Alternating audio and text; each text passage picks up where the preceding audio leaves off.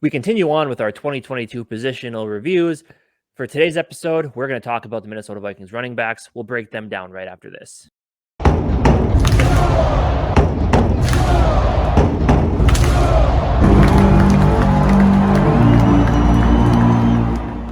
Welcome into the third installment of our 2022 positional reviews.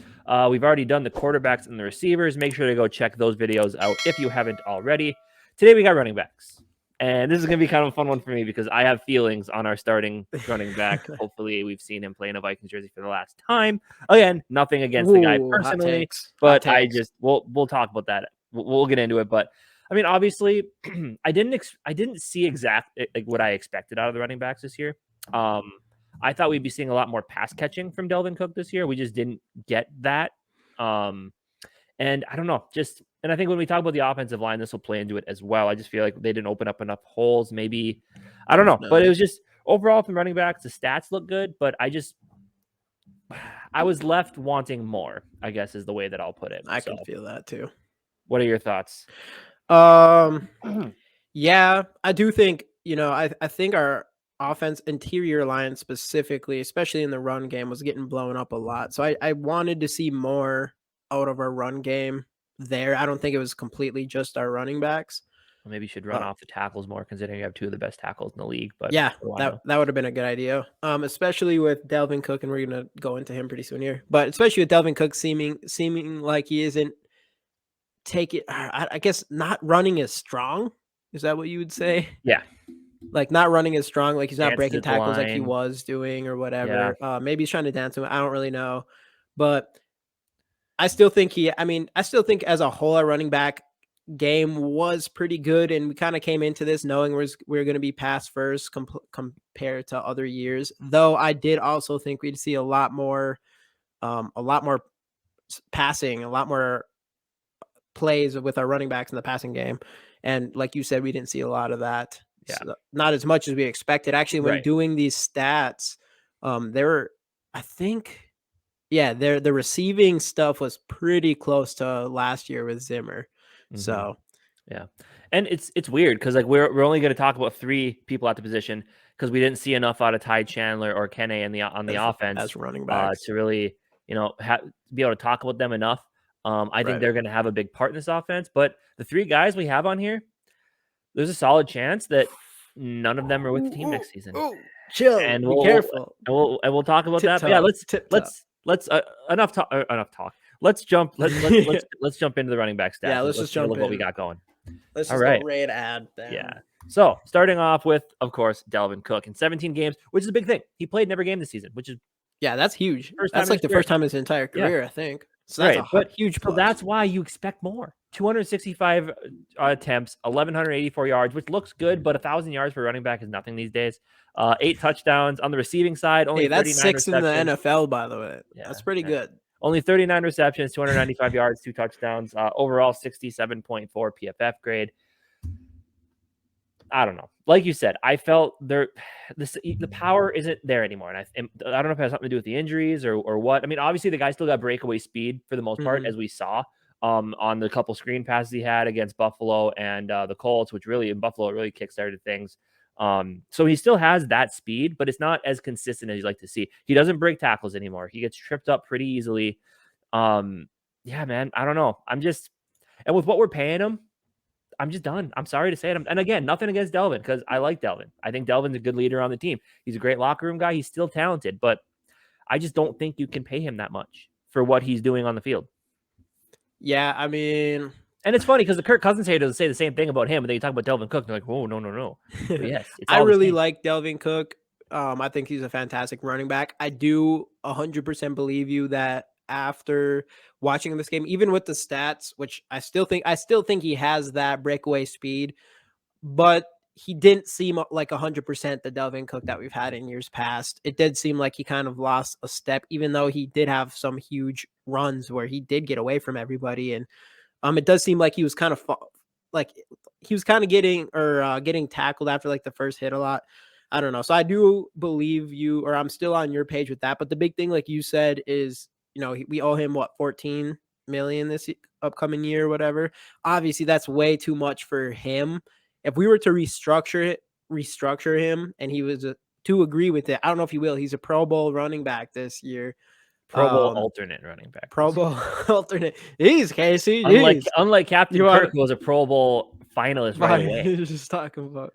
Yeah, I don't know, but anyways, yeah, Dalvin Cook, Pro Bowl running back, alternate, Pro Bowl. No, I'm just gonna go Pro Bowl right. running back, 6th in yards.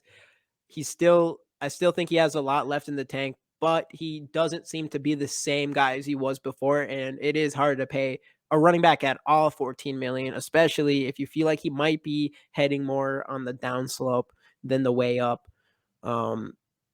So yeah, I mean, I probably agree when it comes down to it. Unless we can do a restructure of some sort, I would probably keep him around, but we'll see. We'll see, man.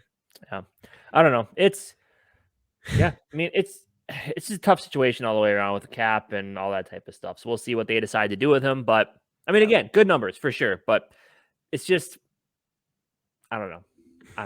We'll see. What's your grade for Dalvin Cook this year? So this is what we really have to see, because I'm still gonna give him a B, just because he had huge plays that turned the tides of games, kick-started games at times. Great locker room guy. I think a B is still a fair grade. I think a B is still a very fair grade for Dalvin Cook. At the same time, I can still say it. I'm just ready to move on. Yeah, I think that's fair. I'm gonna give him I'm sitting between a B+ and an A-. I think I'll probably you're that type of teacher. You're giving out those juicy grades. Yeah. You got to, I think, on this one, because I like a B. I think he's 6 in yards. Like, that's not everybody's getting all that yards. His PFF grade was a little low, but still 2 touchdowns, 295 yards on that. Those huge touchdowns were massive, and you could still see his speed. I still think he had a pretty good season, but you could tell he seems like he slowed down a little bit. But who knows for sure? But I'll go with the B+ on this. Okay, all right. Moving on to the next guy. So again, final year of his rookie deal. That is Alexander Mattison, 74 carries, 283 yards, 3.8 per. Obviously, with more attempts, you're hoping that the yards per goes up a little bit. Right. 5 touchdowns, 15 receptions, 91 yards, 1 touchdown, 71.3 PFF grade, which compares favorably to Dalvin Cook's. Again, with a lot less attempts. Alexander Mattison. The yards per carry was a lot towards Dalvin Cook, though. Yeah, but also like 74 attempts versus 265 attempts with more attempts. And we'll see it. Alexander Mattison will go be a starting, if not a complete starting running back, definitely more of a 50-50 split instead of like probably what would you say he was here? 85-6. I mean, we could tell if we did the carries, actually. I don't want to do math right now. You're about right. Yeah. I would say like 85-15, somewhere like that. 85-15, probably. The thing with Alexander Mattison is he's that change. Like, people talk about change of pace as a faster guy. He's like that power back that you want, because he doesn't dance. He takes the ball and he hits the hole. And I think, again, is that great up the middle a lot? You know, you do face the meatier part of the defensive line when you do that. But I think we just saw a lot more positive runs from him. Dalvin Cook, you should have put that stat on there, the negative runs. I think he was like first in the league on that. And again, not all him, but also offensive line. But Alexander Mattison just hit the hole. There's one cut, take the ball, go. And that's what you want to see from your running back. And that's why I think Alexander Mattison will get a shot somewhere to definitely show Sometimes you want to see that from your running back. Sometimes. Yeah.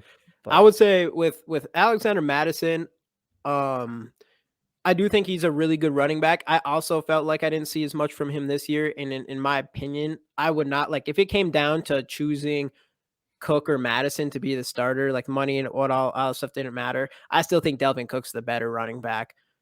Which and Madison's younger, so I don't really know what that would say about Mattison, especially from your opinion. But who would you pick? Like, Dalvin Cook or Mattison at right now? Who do you think is the better running back? Mattison ain't going to cost you as much. No, I'm not. Without the money, if you could take Dalvin's contract and split it in half, and give like half of what you take away to Mattison, and have him be like a 1-2 punch, 50-50 split, I might be fine with that. I'm not convinced. It's still a little bit too much money to the running back position, but I'm not convinced with Mattison. I don't think. No, you're just overly convinced with Dalvin. No, I like Dalvin. And I kind of agree with you that he's taking a step back. I still think he's good, but I don't know. Like, Mattison didn't feel like he took a step forward or anything. It wasn't like there wasn't some sort of moment where it was like passing the torch in any any way, shape, or form to me at all. But that wasn't the point this season to pass the torch. They were Yeah, supposed it to be wasn't, the but that's what you kind of might see happen. That's kind of what you might see happen is if we think Cook took a step back, then Mattison took a step forward. 265 attempts to 74 attempts. There's inconclusive evidence. I think there's some evidence. I watched it. I watched the game. I don't know. I don't know if I'm convinced Mattison. I'm not convinced that Mattison carries, is 8 touchdowns, 74 carries, 5 touchdowns. His touchdowns per carry is yeah. I don't know. Carries per You're touchdown? reaching now. That'd be You're reaching better. now. I mean, obviously, towards the end of the season, we're Carries per putting touchdown, Mattison that's in towards the goal line more, but which was the smart play. And as far as straight power, as far as like a power back thing, yeah, I do think Mattison. I think Mattison is better for those short yard runs at this point in Dalvin Cook's career, but I really like Mattison, and I'm not like convinced that he would be a running back one, or maybe he would be a running back one, but I don't know if he'd be an elite running back like Dalvin Cook has been, you know? Right. True. Fair. Grade wise, I'm still going to give him a B. I just think, I don't know. I just don't think you can give him an A, but I think a B is a good grade. I think I'd give him a B. I can't give him an A for sure. 3.8. I'd probably actually give him a B minus. That's how I felt. B minus. Okay. But maybe part of that's because we've seen Dalvin Cook healthy all year, is that we didn't really see a whole Mattison game. So that could be part of it. Yeah, for me. I think that's a big part of it as well. No, but next year we'll see, because he's going to go somewhere, and he will be at least, like I said, a 50-50 share of the I want him to get a shot for sure. So we want to talk about goal line guys, and guys that when they score, the team seems to win. And that's our next guy on the list here, and that is Duluth, Minnesota's own. Not Augustana's, Duluth, Minnesota. CJ Ham, 4 carries, 7 yards, 10 receptions, 86 yards. Oh, I forgot he had 2 touchdowns. He had 2 touchdowns this season against the Bills and against the Colts. Yeah, and those 2 games were big comeback games we needed. Plus, on coin flips, the guy's amazing. Yeah, he gets in their heads. Tails goes and smiles at them, and it just destroys the other team for whatever reason. Yeah, right. Tails never fails. That seems weird though. They only had 4 rushes for 7 yards, but the 2 1-yard touchdowns will definitely help there. But yeah, he definitely had a lot. It's interesting. He had a lot of less attempts this year than years past with Zimmer. Obviously, Zimmer was a running team, but he had 2 touchdowns. I think these 2. He only had 1 touchdown or 2 touchdowns prior for his entire career. Something like that. Yeah, something like that.